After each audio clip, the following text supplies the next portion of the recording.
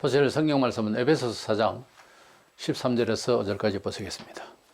우리가 다 하나님의 아들을 믿는 것과 아는 일에 하나가 되어 온전한 사람을 이루어 그리스도의 장성한 분량이 충만한 데까지 이르리니 이는 우리가 이제부터 어린아이가 되지 아니하여 사람의 속임수와 간사한 유혹에 빠져 온갖 교훈의 풍조에 밀려 요동하지 않게 하려 함이라. 오직 사랑 안에서 참된 것을 하여 범사에 그에까지 자랄지라. 그는 머리니 곧 그리스도라. 아멘. 구원의 과정에 있어서 성화 단계의 말씀을 나누고자 합니다. 성화는 거룩하게 변화해진다는 뜻입니다. 이것은 예수를 처음 믿는 사람에게는 해당 사항이 안 됩니다. 처음 믿는다는 말 자체도 거듭나서 예수 그리스도의 사람이 되었으면 그때부터 이해가 될 말씀이죠. 그래서 거룩하게 살아야 된다는 것은 하나님의 백성이 된 사람에게 교육되어지고 또 교훈되어지고 그리고 의욕이 있어야 되는 것입니다. 그래서 우리 하나님의 뜻 가운데서 삶을 살아가면서 속사람, 정신적으로 영적으로 새롭게 된 하나님의 뜻대로의 삶을 축적해 나가는 과정을 거룩하게 변화해 간다. 그래서 성화라고 합니다.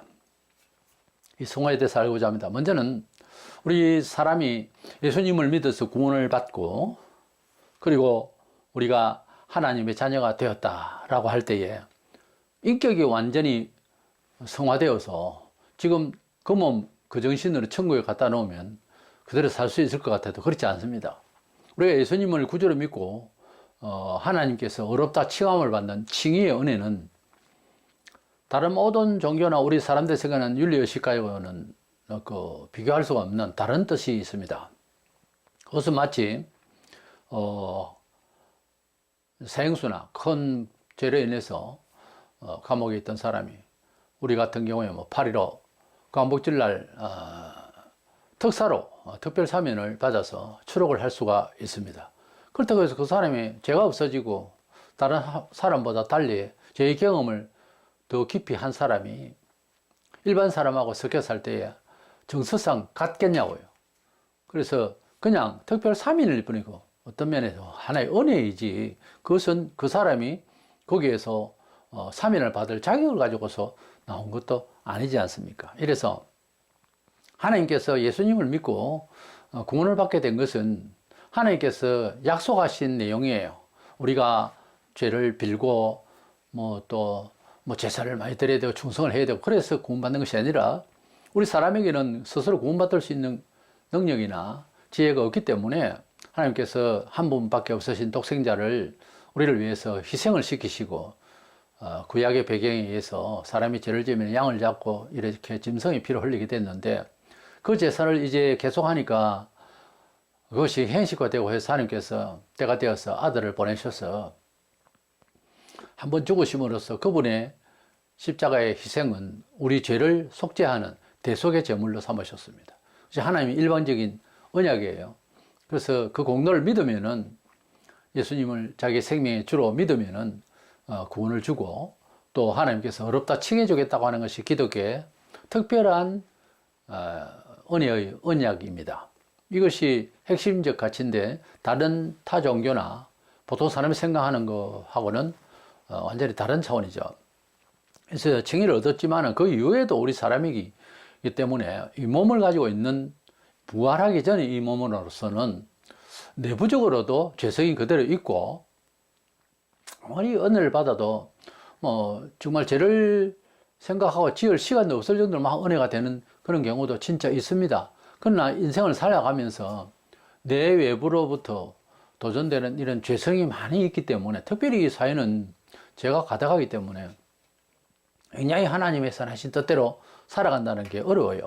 이래서 우리 사람은 하나님께서 어렵다 칭하해 주시고 하나님 자녀라고 명하해 주셨는데 그것은 교회에서 세례를 받고 그리스도의 한 몸이 되었다 공표를 하고 그래서 성도의 한 일원으로서 식구가 되었는데 그럼에도 불구하고 불신자들부터 구지람을 받을 수도 있지만 교회 자체가 늘 항상 회개가 필요한 것을 우리는 잘 알고 있습니다. 성경에서 많은 사도들도 그렇게 다들 말했고, 하나님의 그 믿음과 능력까지 다 가지고 있어도 죄라는 것은 본성에서 자꾸만 나온다고 다들 고백을 했고, 또 그것이 우리의 양심적으로 생각할 때 그 말씀이 맞죠. 근데 하나님께서 우리를 어렵다 칭해 주신다는 그 말을 너무 오버해가지고서, 그것도 이제 사탄의 시험이에요. 구원파라는 파에서는 더 이상 회개할 것이 없다. 우리는 하나님 자녀고 또 어렵다 했기 때문에, 이건 참 한쪽만 아는 이야기예요. 그런 원론적인 이야기로 자기가 죄를 지어도 무감각하고 회개할 일이 없다고 생각을 하고 그런 양심이라면 잘못된 거예요. 진정한 믿음의 의를 받지도 못한 상태인지도 몰라요. 참된 영혼을 구원하신 하나님의 성령의 그 감동이 참되다면은 결코 그렇게 생각하지 않습니다. 내가 구원을 받은 것은 마치 죄성이 있고 지금도 사회 나가면 당장 범죄를 또 저지를 수 있는 경험이 경험을 부른다고, 그런 죄수가 특사를 받아가지고서 나왔다고 해서 그 사람이 온전하게 뭐 천사같이 된 거지 아니지 않습니까? 일반 사람의 의식도 아니에요. 그래서 사람들 그 사람이 그 동네에서 살게 되면은 밀어내고자 하고 원치 않잖아요. 그만큼 우리가 성도이지만은 이제 남이 말하기 전에 하나님 앞에 더 가까이 가고 더 하나님 존재에 나아갈수록 나와 같은 죄인이 없구나, 나와 같은 연약한 자가 없고, 나와 같은 욕심쟁이, 나와 같은 이기심, 나와 같은 살인적인, 나와 같이 못된 구석이 있는 이런 존재가 없다 하는 생각을 우리 스스로 알게 돼요. 그래서 그냥 특사를 받아서 그 사람이 이제 뭐 일반 사람 같이 취급을 해준 것 뿐이지, 그 사람 인격이, 그 사람의 의식이 바뀐 건 아니지 않습니까? 똑같이 예수를 믿어도 죄를 많이 짓다가 예수를 믿는 것과 또 크게 그렇게 죄성은 있지만은 큰 범죄를 저지르지 않은 사람도 있습니다. 근데 죄를 많이 지은 사람이 예수를 믿게 되면은 또 죄를 지을 가능성이 있다라고 못 박을 수는 없지만 정서상 더 많이 겸손하고 더 지난 날을 돌이켜서 조심을 해야 될걸요. 버릇이라는 게 그렇게 잘 안 고쳐진다고요. 그래서 우리는 우리 자신이 예수님을 믿어서 하나님 자녀가 됐다고 하는 입장일 뿐이지, 그러니까 신분이 바뀌었다는 것 뿐이지, 성질이 바뀌고 사람이 태도가 바뀌고 그게 다 바뀌었다고 생각하면 그건 오산이에요. 예수님께서 또 여러 성경 내용에서 우리가 계속해서 죄인이기 때문에 거룩에 힘써야 되는 많은 교훈들이 있습니다. 그 중에서 어떤 행위를 통해서 직접적인 우리의 제대면에 대한 내용을 이제 주셨는데, 예수님께서 식사 전에 제자들의 이제 발을 씻겨 주셨어요. 그 광야 같은 팔레스틴의 그 기후 조건이나 땅이 또 주거지 자체가 걸어 다니면은 요즘 같은 데 운동화가 아니고 신발이 이제 뭐 슬립하죠. 이런 걸 신고 다니기 때문에 끈으로 묶어서 그저 이런 신을 이제 슬리퍼 같은 그런 것을 이제 신고 하니까 먼지가 많이 이제 묻고, 그래서 늘 씻어야 되는 거예요. 그래서 이제 식사 전에 이제 손도 씻고 발도 씻고 그러는데, 주님께서 제자들 발을 씻을 때에 베드로가 이렇게 씻어 주시면 안 됩니다. 그러니까 이렇게 안 씻어주면 내하고 상관도 없는데, 그러니까 그러면은 더 사랑받고자 하는 생각에서요, 온몸을 씻겨 주십시오. 이렇게 했을 때 주님이 하신 말씀이 있습니다. 요한복음 13장 10절에 예수께서 이르시되 이미 목욕한 자는 발밖에 씻을 필요가 없느니라, 온몸이 깨끗하니라, 너희가 깨끗하나 다는 아니니라 하시니라. 그랬어요. 온몸을 씻은 자라고 하는 것은, 목욕을 한 것은 중생을 말하고요. 발은 매일매일 이제 먼지가 묻으니까 이제 발을 씻는데요. 목욕을 매일 하지는 않지 않습니까? 그런 뜻입니다. 비유컨대 발은 매일 이제 묻는 먼지처럼 매일매일 우리가 살아가면서 하나님 자녀는 됐지만은 죄가 우리에게 있으니까 그것을 씻어야 된다. 그것도 스스로 씻는 것이 아니라 예수님께서 씻어 주시는 장면을 통해서 내가 이렇게 해주지만 너하고 상관이 없다, 이렇게 해줘야 된다라고 하신 말씀. 매일 씻겨 주신 것은 아니겠죠, 물론. 근데 이제 내용상 주님께서 오늘에 짓는 죄도 또 용서하셔야 되는 거예요. 주님이 우리에게 생명의 주요 속죄의 주기 때문에 영원토록 그렇습니다. 그래서 어떤 목사님이 제게 그런 말씀을 하세요. 예수님이 어디까지 구주겠습니까? 이렇게 물어요. 그래서 처음부터 끝까지 예수님이 나의 죄를 위하여 속죄하신 것 아니겠습니까? 정확하다는 거예요. 우리가 예수님이 구주라고 하는 단지 2000년 전에 십자가에 못 박혀서 내 죄를 위해 돌아가신 분으로 한 번 믿으면 끝나는 것이 아니고 우리가 평소에 짓는 모든 죄는 수양을 가져와 하는 것은 아닙니다. 그 뒤로 짓는 죄까지 전부 다 십자가에 흘리신 보혈 흘려서 우리를 사죄하셨기 때문에 죄 사함을 얻기 위한 회개가 필요합니다. 우리가 구원받기 위한 회개는 다른 종교를 가지고 있고 하나님 없다 하고 생각 자체가 그렇게 죽으면 끝이라고 하는 이런 모든 지식과 이런 생각들과 양심이 이제 돌아서서 하나님께 돌아서 그렇지 않습니다. 하나님 제가 죄인입니다. 세상은 허무합니다.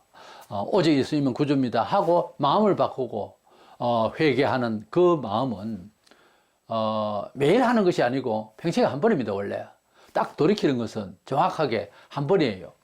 그리고 그 다음에 이제 죄스럽게 살아간 내용에 대해서 하나님 죄송합니다. 잘못됐습니다.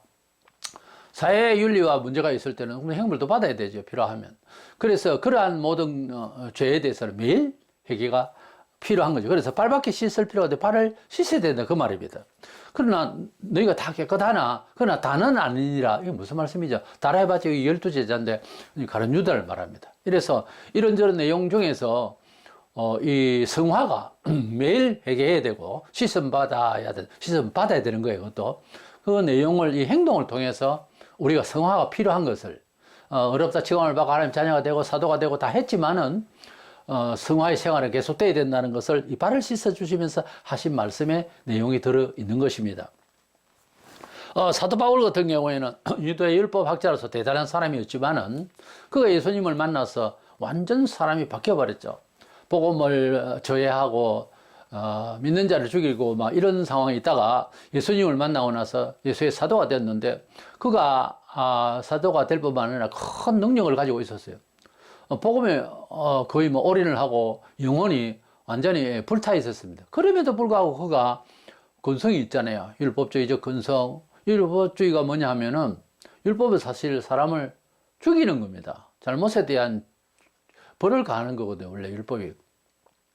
그게 그 악이 또는 그런 죄성이 자꾸만 이게 튀어나오는 거예요. 스프링처럼. 그래서 매일 죽인다고 했어요. 매일 죄가 생각난다는 거죠. 사람이 늘 죄스럽다는 생각을 할수록 늘 어렵다 취감을 받아요. 원래. 교회 안에는 내가 죄인입니다 한다. 위에서는 아니야 네가 어려워. 그러니까 죄인인 의인이 있고요. 난 뭐 이 정도 좀 잘 믿고 나는 착하고 다른 사람보다 뭐 비교할 때 좋은 가정에 낳고 교육 잘 받았고 이런 의인인 죄인이 있어요. 그러니까 죄인인 의인이 있고 어렵다 하는 사람이 죄가 되어서 죄인이 있다는 거죠. 교회 안에서도. 그래서 항상 나는 다른 사람보다 더 많은 죄인이야. 더 큰 죄인. 이런 생각을 가진 그 마음이 복받을 마음이죠. 바울은 그렇게 충만한 은혜를 받았지만 그의 율법주의적 외식주의지 않습니까? 그때 그 내용이 자꾸만 일어나는 거예요. 그래서 날마다 죽노라 그랬어요. 얼마나 자기와의 싸움을 성실했는지 그 사도들이 다 뭐 충실했겠지만 사도 바울의 그 변증들을 보면 너무 낮아진 거예요. 만삭하지 못했다고. 죄인 중에 개수라고. 지극히 작은 성도 중에 작은 자라고. 그렇게 자기를 낮췄어요. 약할 때 곧 강함이라 이 법칙을 아는 거예요. 내가 잘났다 할 때 그때는 은혜를 받지를 못한다 이거죠. 진행이 없다는 거죠. 그래서 하나님께서 이제 사도 바울에게 큰 능력도 주시고 했지만은 겸손의 은혜를 참 주신 것 같아요. 그래서 이렇게 겸손해야 우리 성도들도 은혜를 받습니다. 그 성화 생활을 왜 해야 되느냐 이런 사람에게 던지는 내용입니다. 우리는 어렵다 칭함을 받아서 다 하나님 자녀가 됐어요. 그러나 육신을 갖고 있고 아직까지 부활되기 전에는 말하자면 죽기 전에는 계속해서 하나님 뜻대로 살기 위해서 자기의 투쟁이 필요하고 본성을 억제해야 되고 하는 것은 의무로 남아있어요. 이것까지 가만히 그대로 되는 건 아닙니다. 은혜를 받아서 구원을 받겠다 누가 전도를 해줘서 전도하러 와라 이거 아니잖아요. 이거는 완전 타의에 의해서 하나님 계시에 의해서 된 거예요. 이건 뭐 생각하면 깜짝 놀랄 일이에요. 어떻게 많고 많은 사람 중에 나를 부르셨을까? 그래서 부르심을 받아가지고 은혜를 받아가는 사실인데 그걸로서 끝이 아니라 그거죠. 그때부터 시작해서 이제 하나님 자녀다움이 사회에서 비춰져야 되기 때문에 굉장히 힘듭니다. 힘들다고 안 할 일이 아니잖아요. 예를 들어서 뭐 기분이 언짢고 또 그렇게 막 지식이 따르지도 않고 학습 양도 부족하고 해서 했는데 버려졌던 아들이 돌아와서 회장 아들이 이제 확인이 됐어요. 그럼 확인이 됐으면 그 다음에 회장 아들 모습을 지내야 될 것 아닙니까? 혹은 뭐 대통령 아들이면 대통령 아들의 채통을 지켜야 될 거 아닙니까? 대통령 아들이나 딸이 채통을 지키지 못해 사회에 굉장히 누가 되거든요. 본이 안 되잖아요. 그래서 싫어도 마음대로 못 사는 단계가 있어요, 사람이. 환경 따라서. 부모가 어떠하며, 가정이 어떠하며, 직급이 어떠냐에 따라서 행위를 함부로 할 수가 없잖아요. 예. 그래서 목사면 목사다워야 되겠고, 장로는 장로다워야 되고, 그게 어렵지만은 해내야 될 사정이잖아요. 어렵다고 핀잔을 주고 교리를 바꿀 수는 없잖아요. 우리 성도가 불신자와 다른 집이 있다면 거룩하고 온전하게 살아야 되거든요. 그게 부담스럽다고 교리를 이상하게 만들거나 변명을 하면 되겠습니까? 때문에 우리는 하나님의 자녀는 분명한데 어렵게 살아야 되는 그런 직함, 그런 정체성, 그런 의무감이, 거룩한 의무감이 있어요. 자기를 위해서 결국은. 그래서 우리 성도는 부활이 있기 전까지는 항상 거룩되게 살려고 해야 된다. 거룩이라는 단어, 거룩할 성자, 그거는 뭔가 하면은 하나님의 것에 합당하다 그런 뜻이에요. 그러니까 주일날 뭐 거룩히 지킨다 할 때 성수주일이라고 합니다. 그래서 거룩할 성자 지켜줄 줄 알았어요. 주일을 거룩히 지킨다 하는 말은 불신자는 윤리와 도덕하고 아무 상관없잖아요. 하나님 뜻대로 그 날을 지킨다는 거예요. 하나님 뜻대로 예배에 참석하고 하나님 뜻대로 노래를 하고 찬송이죠. 하나님 뜻대로 찬을 하고 성찬이라고 그래요. 하나님 뜻대로 예식을 해서 성례라고 그래요. 그래서 하나님 뜻대로 하는 것은 구별되고 세상과 섞일 수가 없다는 거예요. 무리에 기름 떠버리듯이 하나님의 법대로 산다고 하는 것은 구별이 객관적으로도 보여야 됩니다. 행위에서, 말에서, 뜻에서, 중심에서, 정서에서. 그래서 성도는 하나님의 거룩한 백성으로서 성도라고 할 때는 구별된 사람이라는 거예요. 이 말은 하나님께 향해서 옳다 인정을 받는 사람들입니다. 이 무리는 개개인이 누구나 구별된 삶이 필요해요. 그래 안 하면 불신자들이 어디서 들은 것은 있어가지고 대번에 지적을 해요. 그때 부끄럽죠. 그러니까 부끄럽지 않게 자기 관리가 되어야 되고, 그래서 참 예수 믿고 살기는 쉽다? 어렵습니다. 쉬운 것이 아니고, 그래도 어려워도 천국 가는 것이 희망이죠. 우리의 꿈이 되어야 되고, 우리의 믿음이 되어야 되고, 우리의 기쁨이 되어야 우리의 산 소망이죠. 그럼에도 불구하고 세상을 살아가는 인간관계 속에서, 사회 속에서는 구별된 생활이 사회윤리적으로 도덕적으로는 또 굉장히 본받을 만한 삶으로 표시되게 되어 있어요. 어떤 경우는 불신자들이 핍박까지 하면서 마다하겠지만 결국은 또 기독교인들의 삶의 방법이 맞다 이렇게 돼요. 나중에는. 그렇지 않는다면 거의 80, 90%는 일상생활에서 빛과 소금이 되라고 좋은 영향을 끼치게 돼 있어요. 그렇지 않으면 안 된다 이거예요. 성도가 선도를 해야 되는데 불신자들의 단체나 어떤 개인의 힘에 의해서 내가 의존해서 산다면은 이건 문제가 좀 있는 거죠. 우리는 그렇게 해야 될 정체가 아니잖아요. 그래서 우리는 일단 칭의를 받았고 이롭다 체험을 받았고 받은 존재로서 살아가야 할 거룩한 의무, 거룩한 삶의 태도, 이것은 당연하다는 겁니다. 그러면 어떻게 하면 그 성화생활을 이룰 수 있느냐는 거예요. 그 방법에 있어서 어떤 거냐고요. 우리의 거룩한 생활의 마지막 목표는 예수 그리스도를 닮아가는 거죠. 그 방법에 있어서는 하나님께서 우리를 불러주셨으니까 하나님께서 살라 하신 성경 내용을 통하여 이 메뉴를 따라서 우리가 삶을 축적해 나가야 되고 성화시켜 나가야 됩니다. 그래 하다 보면 가장 옳게 살아간 거예요. 그래서 하나님 말씀대로 살아가는 것이 이제 그 방법인데, 본문 14절에 보면 온전한 사람을 이어 그리스도의 장성한 분량이 충만한 데까지 이르리니, 15절에 범사에 그에게까지 자랄지라 그는 머리니 곧 그리스도라. 우리는 한 몸의 비유여서 머리가 예수님이시고 또 모든 지체가 우리 형제 자매들입니다. 그래서 한 몸을 이룬 교회라고 해요, 보통. 근데 그 머리에서 뇌에서 모든 작용을 하잖아요. 지시를 하고 예수 그리스도의 지시를 잘 받아서 우리가 움직일 때 우리는 건강한 몸이 되는 거죠. 뇌는 생각은 손을 움직여야 하는데 손에 마비가 됐을 때 안 움직이지 않아요. 뇌에서는 지금 지시를 하는데 이게 안 되잖아요. 그랬을 때 이제 온전치 못한 몸이 되는 거죠. 우리가 뭐 기업의 회장이나 또는 국가의 어떤 위정자나 그래서 비서를 두고 대리를 두고 그럽니다. 자리를 비울 때 그것을 통솔할 수 있는 것을 너무도 사장, 회장 그리고 군대 같으면 영급들의 어떤 장군의 아주 그 근처에서 측근에서 일을 잘 보살피고 그걸 일을 같이 이제 움직인 사람은 자리를 잠시 비우면 대리를 할 수가 있잖아요. 그만큼 성장했고 이제 사회 보통 하는 말로 이제 많이 컸잖아요, 사람이. 그만큼 컸단 말이에요. 그래서 맡길 수가 있는 이런 상황이 되는 거죠. 우리가 그리스도인으로서 지시를 받고 그리스도 옆에서 측근에서 배우고 익히고 활동을 같이 하다 보면 주님과 같이 일을 할 수 있는 단계가 와요. 그 말입니다. 범사에 자라서 그리스도에 충만한 데까지 이르라. 그리스도가 될 수는 없어요. 아무리 잘하려고 해도. 그러나 그렇게까지 대리로 일을 할 수 있는 데까지 이르르라 그 말이에요. 그러니까 우리 사회 원리하고 똑같죠. 회사 사원으로부터 시작해서 열심히 일하고 또 잘해서 또 직급이 올라가고 해서 사상 대리를 할 수 있는 데까지 이르렀다 칩시다. 그러면 그 과정에 있어서 순탄하지는 않았을 것이에요. 열심만 가지고는 다 되는 게 아니잖아요. 천재는 태어난다고 어떤 일에 대해서 특별한 일에는 또 어떤 기질, 천부적인 탤런트를 받아야 될 거예요. 그래 받고 또 열심을 천재가 열심을 내어버리면 아무도 못 따라오죠. 그래서 열심히 은혜 위에 또 지식 위에 또 경험 위에 또 계속 축적해 나가면은 그 정상을 닮아가죠, 사람이. 그런 뜻이에요, 이 말은. 그러니까 우리가 회사 생활이든지 신앙 생활이든지 계속해서 타업을 따라 올라가는, 계속해서 밟아 올라가는 과정에 있어서 힘들지만 그 과정을 원하잖아요. 그 자리를 원하잖아요. 너무 사람들이 성화에 대해서 오해를 하는데요. 누구 간증을 듣고 은총을 받았네 어떻네 하면은 갑자기 그렇게 되는 줄 알고 자기를 그렇게 주인공화 하려고 그래요. 그 사람이 그까지 가기까지의 그 과정에 대해서는 이야기를 그냥 재미로만 듣고, 근데 그 아픔을 그대도 그렇게 따라가야 되는 겁니다.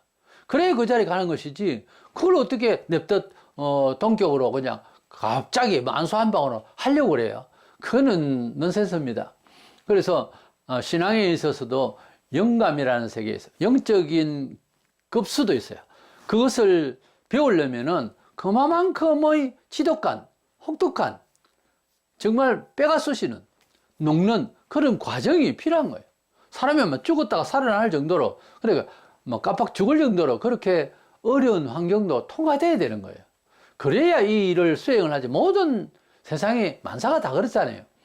근데 신앙만은 갑자기 되는 일로 착각하는 게 신비주의. 신비주의. 그런 사람들이 이제 잘못 알고 있는, 그걸 잘못 이해하려고 하는 그런 잘못된 생각이죠. 그것은 주님이 그런 생각을 주신 일도 없고, 또 옳은 생각도 아닙니다. 그런 생각을 가지고서 예수를 잘 믿으려고 하면은 큰 오해를 불러일으키고, 나중에는 본인이, 자기 이제 잘못 생각계에 빠져서 좌절하고 방황하게 돼 있어요. 그러니까 사람이 예수님을 믿든 다른 일에도 마찬가지입니다만 좀 사람이 순리대로 정직하게 받으려고 해야 됩니다. 신앙도 정직하게 이해를 하려고 그 신앙 입문에 있어서부터 좀 차분해야 되는 거예요. 이걸 갑자기 뭐 신비롭게 뭐 어떻게 할 감성적으로, 한국 사람 특별히 감성적인데 그건 실패합니다. 그렇게 믿으면 바른 믿음도 안 되고 또 실패하게 되어 있어요. 예수님께서 우리를 거룩하게, 거룩은 뭐죠? 하나님께로 합당한 사람, 그렇게 살기를 원하시면서 기도하신 내용이 있어요. 요한복음 17장 17절에 그들을, 성도들을 말해요. 진리로 거룩하게 하옵소서. 아버지의 말씀은 진리입니다. 하나님 말씀, 신구약 성경 66권에, 신구약 성경 66권은 합리적인 이 세상 사람 일반인들은 종교소직이라 그래요. 근데 사람이 원래 이대로 살아가는 삶의 매뉴얼이에요. 근데 특별한 새로운 전자제품이 이제 나오면 거기에 대한 매뉴얼이 과거에 쓰던 방식하고 다른 매뉴얼로 되어 있습니다. 요즘 뭐 차들도 그렇죠. 매뉴얼이 완전히 바뀌었어요. 너무 편리하게 잘 되어 있어요. 근데 손을 너무 이렇게 디지털은 잘 타기 때문에 좀 조심스러운 건 있지만, 천천히 조심스럽게 잘 다루면 참 빨리 움직일 수 있고, 아주 소프트하게 일을 잘 해낼 수가 있도록 되어 있습니다. 모든 기계들이 다 그렇게 되어 있어요. 매뉴얼이 이제 있는 겁니다. 옛날식으로, 이렇게 사용을 하려면은 아날로그식의 손으로서는 만질 수가 없는 기계들이 많죠. 우리가 하나님의 나라 백성이라고 하는 입장 정리가 돼서 그때부터 시작해서 매뉴얼이 있다고요. 삶의 방식이. 그 매뉴얼대로 가야 효과를 보는 거예요, 사실은. 그건 원론적으로 그렇잖아요. 그래서 그 매뉴얼이 뭐냐면 하나님의 말씀이라는 겁니다. 하나님 말씀을 이제 이렇게 내리 읽어보면은 하나님 뜻대로의 삶을 위해서 성화 생활을 하면서 자기도 좋아지고 공동체가 하나님께 영광을 돌릴 수 있는 일원이 되고 그렇게 거룩한 생활, 하나님의 뜻대로의 삶의 구별된 생활을 해나가는 과정에 고난이라는 자기와의 싸움이, 본성적과의 싸움이 계속 있기 때문에 신구약의 모든 사람들이 고백하는 내용을 잠시 보면 욥은 욥기 23장 10절에 그가 내가 가는 길을 그가 아시나니 그가 나를 단련하신 후에는 내가 순금같이 되어 나오리라. 하나님은 자기를 단련한다라고 하는 생각으로 자기의 고난을 이해한 겁니다. 우리가 어떤 일을 당할 때 어떤 식으로 이 상황을 이해하느냐는 것은 앞으로 나아가는 진로에 있어서 상당히 잘 바로 생각하면 효과적일 수 있습니다. 그냥 우울해하고 그냥 슬퍼하면 이건 뭐 진로에 대해서 아무 생각이 없는 거지 않습니까? 어떻게 이해할 것이냐 하는 문제. 어떤 경우에는 회개하고 그 자리에 앉아서 쓰러진 짐에 그냥 쉬었다 간다고 그렇게 할 수도 있지만은 어떻게 사건을 자기의 삶에 있어서의 어떤 굴곡에 대해서 이해하느냐 하는 것은 굉장히 중요합니다. 이것은 나중에 어떤 면에서는 철학적인 문제죠. 사람이 철학이 없이 산다고 하는 것은 그냥 멍청한 거죠. 어떤 사건을 이해하고 공동체, 시대를 이해한다고 하는 것은 자기 삶을 훨씬 풍성하게 하고 고상하게 하고 정말 하나님의 자녀답게 신령하게 하는 그런 이제 삶을 유지할 수 있고 확보할 수 있는 겁니다. 야고보 1장 4절에 보면 인내를 온전히 이루라. 이는 너희로 온전하고 구비하여 조금도 부족함이 없게 하려 함이라. 인내를 온전히 이루라. 우리가 인생을 살면서 돌아보면 좀 참았으면 좋았을 걸. 이런 내용이 너무 많지 않습니까? 못 참아가지고 일을 벌이는 일이 너무 많습니다. 기회가 없어서도 아니고 또 뭐 부족해서도 아니었어요. 그걸 참아내지를 못해가지고 뭐 화내고 마음대로 취급하고 이러기 때문에 이제 좋은 결과를 갖지 못하고 오히려 큰 이제 어려움을 받게 되는 경우가 참 많습니다. 그 3-4번 인내하면 뭐 이제 사고 날 일 없다는 그런 말이 있습니다. 3번만 참아도 정말 한 번, 두 번, 3번만 참아도 웬만한 일은 다 통과할 수 있는 일을 한 번도 못 자고 바로 화를 내가지고서 아니면 뭐 딴 식으로 변명하다가 이 놓치는 일이 참 많아요. 그래서 생각하면서 말을 하고 생각 몇 번 하고 취급하고 좀 어려운 거는 좀 하루를 고민하더라도 나중 결정하고 그래 해도 인생은 늦지 않습니다. 너무 급하고 인내하지 못하니까 현대인들은 모든 것을 과학화합니다. 뭐 금방 이제 잘 돌아가는 그런 과학을 AI 시대까지 왔습니다만 그러나 뭘 참지를 못해요. 특별히 젊은이들이 인내심이 너무 부족합니다. 과거에는 인내심이 원래 사람이 뭐 부족하죠. 그러나 어른이 나무래고 굳이자면 그때 이제 또 도움을 받습니다. 그게 사실 도움입니다. 그랬더니 어른의 말씀을 들었더니 이제 잘 참고 이랬더니 잘 되어졌습니다. 이런 경우가 허다했습니다. 아니 생활을 거의 뭐 그렇게 잘했죠. 젊은이들은. 근데 지금은 듣습니까? 말을 안 들어요. 인생을 많이 살아보지도 안 하고 마음대로 결정해가지고 결국은 마음대로 살다가 좌절하죠. 오늘날 이 현실을 누구에게 탓합니까? 저는 당연히 부모의 교육에 있다고 봅니다. 옆집에 앞집에 다 그렇게 마음대로 그냥 방목하듯이 키워도 나는 어느 한계까지는 자식을 이렇게 키우겠다는 주관이 분명히 있어야 된다고 봅니다. 그래서 어느 집 자식이냐 이런 말을 많이 따졌는데 과거에는 요즘은 뭐 그런 건 묻지도 않습니다. 그러나 저는 아직도 묻습니다. 부모를 그리고 가정 환경을 알고 싶습니다. 사람은 어차피 교육되어지니까요. 그래서 우리는 인내심이 참 중요하고 나는 회사에서 정말 뭐 인사과에 있다면은 무엇을 참은 적이 있느냐고 묻고 싶어요. 어떤 일이 있었는데 어떻게 참았냐고. 그게 필요합니다. 앞으로 되어질 일에 대한 취급은 노력하고 또 열심히 하면 누구나 할 수 있는 거예요. 근데 못 참아서 뭘 잘못하면 앞으로도 못 맡깁니다, 그 사람은. 그래서 인내할 수 있는 사람이 되어야 됩니다. 인내하지 못해가지고서, 참지 못해가지고서 실수하고, 어떤 면에서 원죄를 지은 하와, 아담이 그걸 못 이긴 거예요. 그 유혹을 못 이겨가지고 실패한 거예요, 사실은. 그래서 우리는 온전한 인내를 이루는 그런 습관이 필요하다고 봅니다. 이래서 우리가 삶을 살아가는 과정에 있어서는 이 성화하기 위해서 하나님 말씀이 우리에게 훅 들어올 때에 그 말씀의 메시지를 들으면서 반응이 일어나야 되고, 나는 그렇게 안 사는데, 난 그거 할 수 없는데. 이렇게 되어지지만 하나님 말씀에 구별된 거룩의 삶, 구별된 하나님의 뜻대로의 삶, 이제는 완전히 바뀌어진 매뉴얼 이대로 해야 됩니다. 아유, 뭐 전자제품은 너무 좋고 마음에 든단 말이야. 근데 가격이 또 같으네? 그러면 뭐 이 좋은 쉬운 걸 하겠다.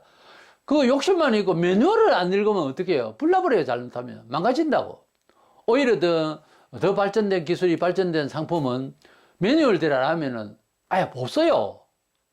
아날로그 시대 거는 뭐 매뉴얼이 잘못됐더라. 이렇게 어떻게 주물럭거리면은 일이 돌아갑니다.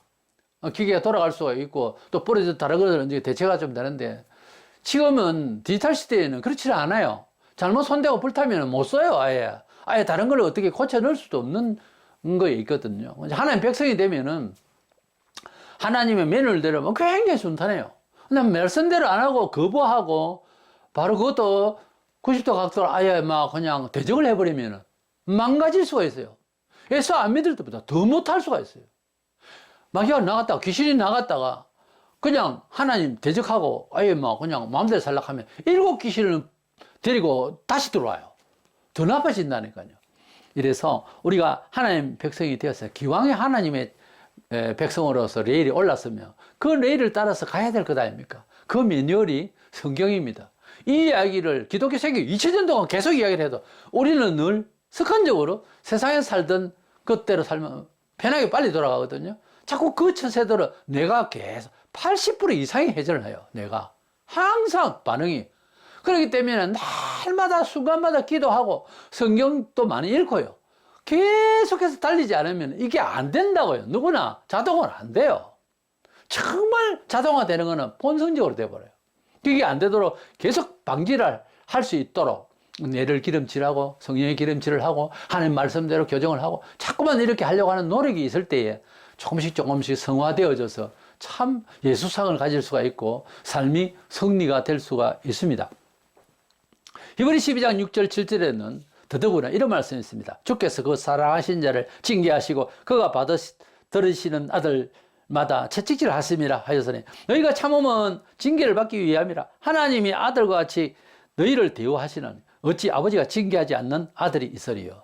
요즘은 부모가 아버지가 아들을 보고 징계하지 아니하고 이래가지고서 뭐 아이들이 그냥 밥 먹어도 마음대로 사니까 그럼 뭐 어디 경찰서 잡히면 그럼 아들 모르겠어요, 알아서 하세요, 이런 부모도 있다니까요.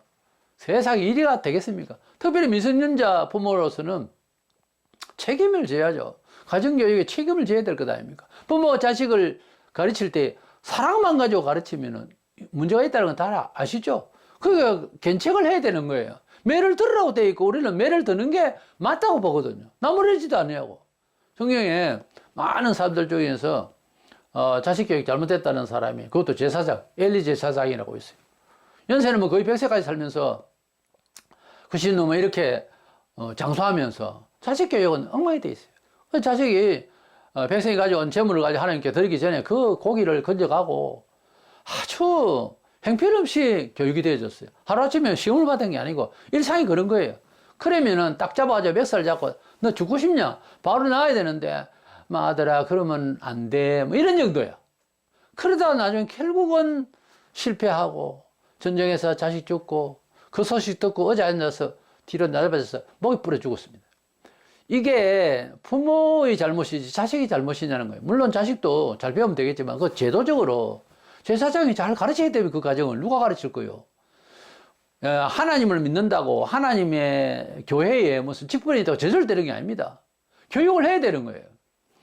하나님과 우리 사이에서 예수 안에서 맺어진 우리가 하나님 자녀로 양자로 입적을 받은 우리들은 특별히 관리를 합니다.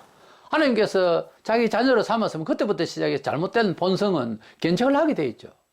30년, 40년 전에 잃어버린 형제 중에 자식 하나를 잃어버렸습니다. 그것도 막내입니다. 그래가 이제 수십 년 만에 이제 찾았습니다. 찾아서 만나보니 거지같이 해가지고 있고 성품은 아주 개팍스럽고 마음대로 살고, 아니 안 그렇겠어요? 혼자서 어떻게 살았겠어요? 뭐 뻔하죠. 그렇게 이제 어떤 아버지라고 찾았는데 양아버지도 뭐 잘해주지도 않았고 너무 고생스럽고 일만 시켰고 덩치는 있는데, 그래가지고 이제 찾아가지고 이제 아들을 찾았죠. 품에 안길 때 뭐 좋았죠. 그런데 그 다음날부터 이제 헤어졌던 그 집에 늘 같이 있었던 형님들과 아우가 이렇게 형님들이 볼 때에 버릇이면 말이 아니거든요. 그래서 너 이렇게 해라 저렇게 해라 이제 잔소리처럼 이야기하는 형님 내가 뭐 그냥 뒷골목 깡패로 이렇게 살았는데 좀 내버려 두세요. 그럼 마음이 아프지만 그래 조금씩 돌아서라 하고 권유하겠죠. 근데 한 번 해보고 두 번 해보고 10번 하고 이러면은 자기도 애를 써야 되는데 안 쓰고 이러면은 뭡니까? 아버지도 노하셔죠. 노하신다고 해서 자식 취급 안 한다는 말입니까? 그런 겁니다. 우리가 하나님과의 자연의 관계가 이루어지고 난 뒤에는 그때부터 받으시는 아들마다 채찍질 한다 그래놨잖아요.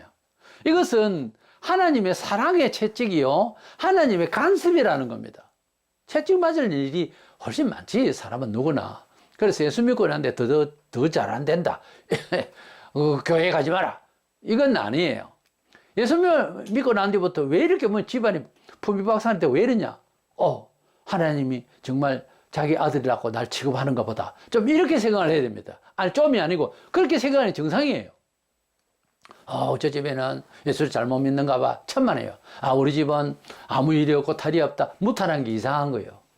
3년을 믿어도 그대로 뭐 교회에 나갔다가 들어왔다가 아무 일이 없어. 주일날 잔치집에 가고 친구니까 할 수 없었다 하고 목사님한테 전화 한번 하고 그거로 끝이고 주일날 오전에 예배 잠시 드리고 오후에 시장 보고 놀러 다니고 아무 이상 없네. 그게 이상한 겁니다. 하나님이 간섭을 하는 사람 그렇게 안 돼요. 요번에 헌금을 좀 하려 했다가 안 했더니 그게 걸린다. 그래서 그러니 내가 이렇게 아파졌다. 그게 정상이에요. 하나님과의 관계 속에서 뭐가 사고가 안 나오면 이상이 있으면 이거 하나님 치신 거다. 이렇게 생각해야지. 그걸 생각을 그렇게 안 하고 이건 아니에요. 그래서 우리가 하나님의 간섭 속에서 살 때 매도 있고 또 아무 저 일도 없는데도 힘들어질 때는 잘 되게 하기 위해서 단련하는 과정이다. 트레이닝 과정이다. 이렇게 생각하면 참 바로 생각하는 겁니다. 우리 성도는 기본적으로 모두 다 예수 그리스도를 믿음으로 말하면 구원을 받았어요. 그 다음에 모든 성화의 정도 가지고서 구원받는 결정은 아닙니다. 다만 우리가 지상에 살면서 하나님의 자녀로서 자녀다움에 은총을 받고 또 심지어 물질줄까지 은혜를 받을 수가 있는 이 케이스를 민의를 들여 살면 되는 것을 알게는 아는데 참 힘들어요, 이 일이. 그래도 하나님의 뜻대로 막연하게 보이고 뭐 현금이 아니고 정말 뭐 그냥 약속 의미고 부도날지도 모르고 하는 그런 것과 같이 하나님 말씀은 그냥 이렇게 손에 잡히는 건 아니에요. 또 뭐 그렇다고 하늘에서 음성이 눈을 내리고 이런 것도 아니에요. 이미 정해진 하나님 말씀 낳고 예를 들어서 주일날 교회 가서 예배 드리고 주일을 일하지 않아야 된다는 원칙이 있어요. 하나님 내일은 꼭 친구들과 낚시를 가야 되고 또 잔치집에 가야 되고 막 밤새도록 기도해 보세요. 응답이 없습니다. 왜? 정해져 있거든요. 하나님의 아들 예수께서 금요일날 이제 십자가에 못 박히게 되는데 목요일 밤 마지막 기도를 하십니다. 겟세마네 동산에서. 밤새도록 기도하고 죽도록 기도해도 하늘에 음성이 하나도 없어요. 우리 생각에는 뭐 아들아 알았다 뭐 이런 말씀이 있을 것 같아요. 그 음성이 없다니까 조용합니다. 그러면서 예수님은 저기 그래 말씀 안 하십니까? 아버지 뜻대로 하옵소서 하고 끝낸 거예요. 왜? 죽기를 작정된 아들인데 어떻게? 그럼 무슨 말을 할까요, 예수님? 하나님이. 안 됐다. 마음은 아프지만 죽어다오. 이러겠어요. 뭐 아무 음성이 없어요. 이미 죽기를 보냈는데 어떻게? 그래서 예수님께서 왜 그러면 나시면서 그랬느냐? 참 인간의 모습으로 죽음이라는 것을 경험도 해보지도 못하는 그 아픔도 없는 죄도 없는 사람이 딱 죽음의 앞에 오니까 순수 인간의 모습이 보이는 거예요. 우리의 모든 죄를 위해서 그렇게 고통스러운 것이 우리의 죽음이라는 거지. 그것을 체험하고 죽음을 체험도 하고 죽기도 하고 지옥의 형벌도 받고 우리를 위하여서 완전히 다 갚으신 거예요. 이제 그걸 이제 면밀하게 보여주기 위해서 이제 그렇게 기도하신 거죠. 그럼 뭐 아무 음성이 없죠. 우리가 뭐 뜻은 다 정해져가 있는데 비틀어서 내 개인적인 그 하나님의 사랑이 어쩌네 하면서 기도하면 안 됩니다. 그런 식으로 기도하면 안 돼요. 없는 것을 뭐 만들려고 막 자기 법대로 안 하고 그러면 안 된다는 거죠. 기도도 그렇고 삶의 패턴도 그렇고 모든 원리가 하나님의 말씀의 매뉴얼대로 일을 해야 됩니다. 뭐 디지털 시대에 기계를 만질 때에 꼭 손으로 이래 해야 되느냐, 주먹을 꽉 치면 안 되느냐, 부러지죠. 주먹을 치면. 기계를 아주 여리게 만들어도 가볍게 만들고 아주 기술적으로 만드는 거는 거기에 맞춰서 사용을 해야 될 것 아닙니까? 하나님 말씀대로 우리가 구원을 받았고 하나님 말씀대로 하나님 자녀가 되었습니다. 그렇다면 하나님의 말씀대로 살아나가는 궤도를 따라 살아야 되는 거예요. 그래서 이 하나님의 말씀이 우리에게 거룩되게 하고 복되게 하니까 아무쪼록 성화 생활이라는 것은 도덕적이다 이렇게 생각하면 안 돼요. 하나님 뜻대로 사는 것을 말한다. 근데 하나님 뜻대로 잘 사는 것은 우리 영혼이 살찌워지고 커져서 정말 그 회장 자리에 대리를 할 만큼 올라가기까지 열심히 해라. 그런 뜻으로 그리스도에게까지 성장 온전히 해서 그래서 자기 성화를 이루라 하는 거예요. 죽기까지 최선을 다해서 살아갈 때에 많은 성화를 이루는 사람과 좀 덜 성화를 이루는 사람도 있을 겁니다. 그러나 딱 죽을 때는 자기 성화의 완성도를 가지고 갑니다. 태양과 달과 별과 별들의 빛이 다르듯이 빛은 분명히 빛인데 존귀한데 차이는 있을 겁니다. 더 빛나게 될 우리의 영혼을 위해서 각 개인들이 성화 생활에 집념하고 잘 자기를 이겨나가는 저와 여러분 되셔서 하늘의 큰 빛들이 되기를 주의 이름으로 축원합니다.